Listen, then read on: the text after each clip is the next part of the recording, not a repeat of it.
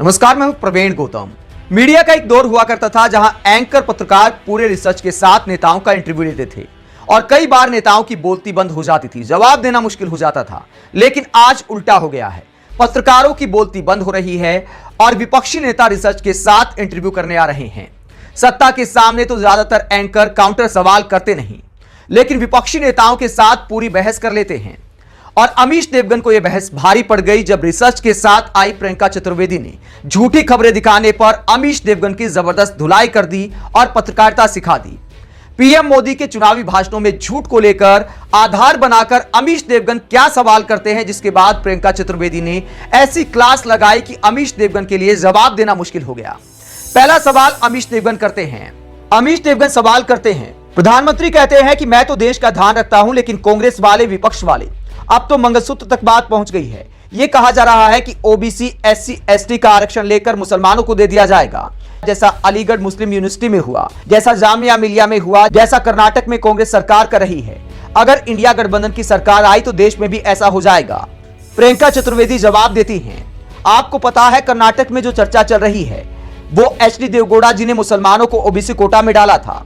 Media में research तो आजकल कोई करता नहीं है, कोई तथ्य तो ढूंढने की कोशिश करता नहीं है।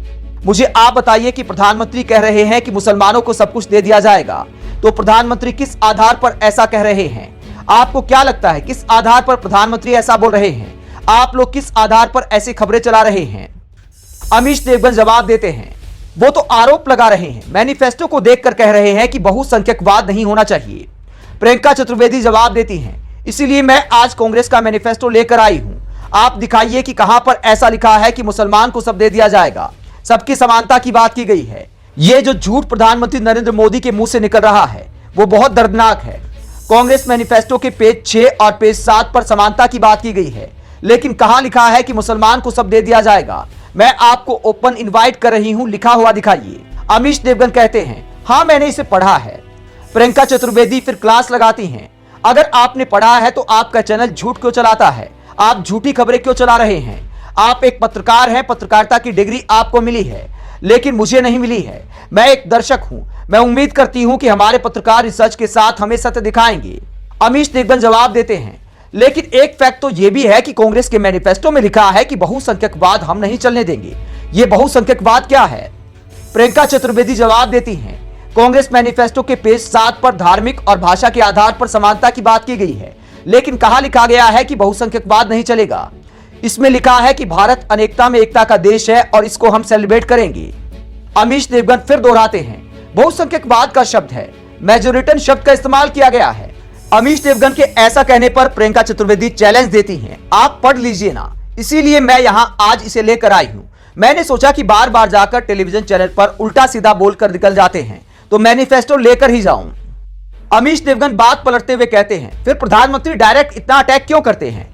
प्रियंका चतुर्वेदी जवाब देती हैं, मैं एक सांसद और दर्शक होने के नाते उम्मीद करती हूं कि जब मैं टीवी को ऑन करूं तो इस बात की उम्मीद करूं कि हमारे पत्रकार रिसर्च के साथ देश के प्रधानमंत्री से सवाल करेंगे कि आपने ये जो बोला किस आधार पर बोला है। कांग्रेस के मैनिफेस्टो में तो ऐसा कुछ नहीं लिखा।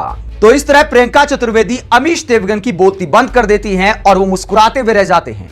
पहले तो दावा करते हैं कि बहुसंख्यकवाद शब्द का इस्तेमाल किया गया है कांग्रेस के मैनिफेस्टो में। प्रियंका चतुर्वेदी मैनिफेस्टो को सामने रखकर बोलती हैं कि भैया दिखाओ कहां लिखा है, यह शब्द दिखा दो जो आप दावा करते हैं कि लिखा हुआ है। फिर बात को पलट देते हैं, तो देश के प्रधानमंत्री ऐसा क्यों बोल रहे हैं? मतलब क्या मजाक है, क्या बचकाना बातें कर रहे हो अमीश भाई? कम से कम एक पत्रकार हो, आप ऐसा सवाल कैसे कर सकते हो कि देश के प्रधानमंत्री डायरेक्ट अटैक क्यों कर रहे हैं? मतलब प्रधानमंत्री भगवान है, अगर वो कुछ बोल देंगे तो आपको उसकी जांच परख करनी चाहिए, विपक्षी नेताओं से सवाल करना चाहिए कि प्रधानमंत्री ऐसा क्यों बोल रहे हैं अगर ऐसा नहीं लिखा है तो। क्या प्रधानमंत्री झूठ नहीं बोल सकते? क्या आपने मान लिया है कि प्रधानमंत्री हैं तो झूठ नहीं बोलेंगे? और आप प्रधानमंत्री की बात को सच मानकर वो सब दावे कर जाते हो जो दिखाना मुश्किल हो जाता है। पहले तो दावा करते हो कि मैंने पढ़ा है, सामने आपको मैनिफेस्टो पेश करके प्रियंका चतुर्वेदी बोलती हैं कि पढ़ा है तो दिखाइए कहां लिखा है, उसके बाद आप बात को पलट देते हो। यह क्या आर पार वाला अंदाज है? यह दिखाता है कि देश के एंकरों के क्या हालात हैं और किस तरह सत्ता के सामने नतमस्तक नजर आते हैं, झूठ को सच मानकर सवाल किए जाते हैं और जब चैलेंज किया जाता है तो बात को पलटकर आगे बढ़ जाते हैं। आप ऐसी पत्रकारिता को लेकर क्या सोचते हैं जहां विपक्षी नेता एंकरों को आईना दिखाते हैं और रिसर्च के आधार पर एंकर की बजाय अब गेस्ट आ रहे हैं इंटरव्यू देने। कमेंट बॉक्स में अपनी राय जरूर दें। अगर आप हमारी पत्रकारिता को पसंद करते हैं तो थैंक्स के ऑप्शन का इस्तेमाल करें, वीडियो को लाइक करें, चैनल को सब्सक्राइब करें। नमस्कार।